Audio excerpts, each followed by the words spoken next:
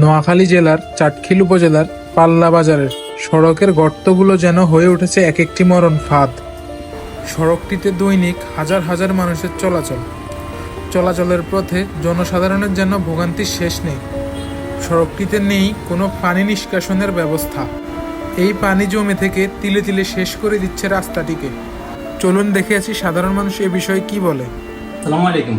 ওয়ালাইকুম আসসালাম। আপনার এই ঠিকানাটা কোন জায়গায়? এটা পাল্লা বাজার। আপনি এই বাজারে কত বছর ধরে ব্যবসা করতেছেন বা মানুষের চিকিৎসা করতেছেন? আমি এই পাল্লা বাজারে 20 বছর থেকে এখানে আসি। জি। আপনার এই বাজারে কত বছর আগে রাস্তার কাজটা হয়েছে? আমি এই 20 বছরে আমার মনে হয় না আমি কখনো এই রাস্তাটার কাজ হইতে দেখছি।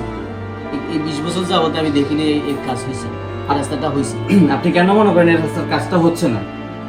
আসলে এই রাস্তাটা না হওয়ার পেছনে আমি যেটা মনে করি, এই রাস্তাটা আমরা আগে যখন দেখছি, আমি যখন ব্যবসা করার আগে যখন একবার এই কাজটা হয়েছে অনেক আগে, তখন দেখছিলাম এই রাস্তাটা রাজ্জাকপুরের দিকে যে রাস্তাটা, ওই রাস্তার সাথে এই রাস্তার কাজ হয়েছে। কিন্তু এরপরে মাঝখান দিয়ে আর এই কাজ হওয়ার রাজ্জাকপুরের ওই রাস্তাটার কাজ যখন হয়েছে, তখন এই রাস্তাটা এদিক দিয়ে না হয়ে উত্তর পাশের রাস্তার সাথে হয়েছে।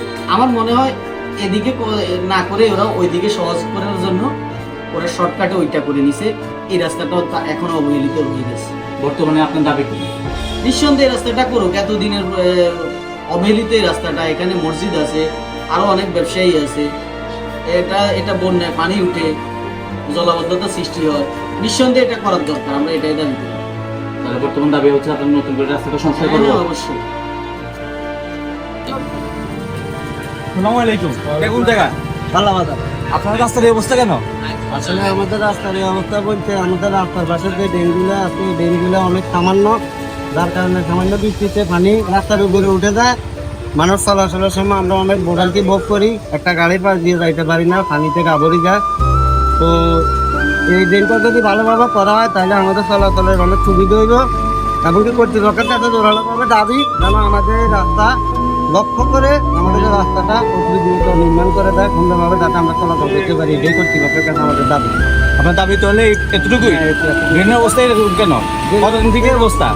অনেক দিন থেকে এই অবস্থা, ড্রেন করার আগ থেকে এই অবস্থা, ড্রেন পরবর্তীতে করার পর থেকে এই অবস্থা। তো আমরা চাই ড্রেনটা আরো গভীরভাবে করা হোক, যাতে পানিগুলো নামে ড্রেন দিয়ে চলাচল করতে পারে। তাইলে আর রাস্তাতে এত নোংরা আবর্জনা হবে না, আমরাও চলাচল করতে অনেক সুবিধা হবে। এটাই আমাদের দাবি। নাম কি? এটা স্থানটা কোন জায়গায়? আপনাদের বাজারের অবস্থা কেন? এখন আমাদের রোডের যে পরিস্থিতি, গাড়ি চালাতে কষ্ট, সব দিকে কষ্ট হচ্ছে। এখন এই আপনাদের কতদিন যাবত এরকম পরিস্থিতি? এটা তো দীর্ঘ আজকে 7 হইতে 8 মাস এরকমই চলছে। বৃষ্টি হওয়ার পর কিরকম পানি হয় রাস্তার উপরে? হওয়ার পরে দিয়ে এগারো পানি হয়, ওই সময় কি গাড়ি চলাচল করতে পারে? গাড়ি চলাচল করতে পারে না। রেলের জন্য পানি লাগলে আপনার ঠিক আছে, মোটরে পানি লাগিয়ে যায়, লাগলে তো আর গাড়ি এদিকে আর হাঁটাচলা করা যায় না। আপনার এখন দাবি কি? এবার আমাদের রোড চাই, রোড করতে হইব। রোডের যে পরিস্থিতি, আমরা হাঁটাচলা করতে পারি না, এখন আমাদের রোডের দরকার। আপনারা তো অনেক কষ্ট করছেন। তাহলে আপনাদের বাজারে দেখতেছি ড্রেন নাই, রাস্তাঘাট সম্পূর্ণ ভাঙা, কিভাবে গাড়ি চলেন তাহলে এই রোডে?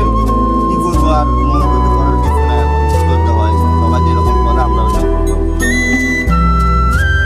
তাহলে আপনাদের এখন দাবি কি বর্তমানে? বর্তমান কাজ করে দিলে ভালো হয় আর কি।